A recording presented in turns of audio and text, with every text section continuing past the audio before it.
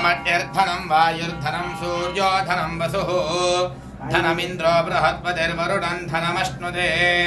वैनतेय सोमं विपदु वृत्रः सोमं धनस्य सोमिनो मह्यं ददातु सोमिनी न क्रोधो न च मात्सर्यन्न लोभो नाशुभामतिः भवन्ति कृतपुण्यानां भक्तानां श्रीसूक्तं जपेत् सदा वर्षन्तु देवि भावरदिको अभ्रस्य विद्युतः रोहन्तु सर्वबीजान्यवब्रह्मद्विषोजिः पद्मप्रिये पद्मिनि पद्महस्ते पद्मालये पद्मदलायताक्षी विश्वप्रिये विष्णुमनोनुकूले त्वत्पादपद्मं मयि सन्निधत्स्व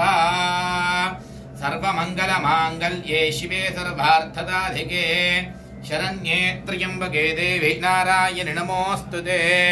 महादेव्यै च विद्महे विष्णुपत्नी च धीमहि तन्नो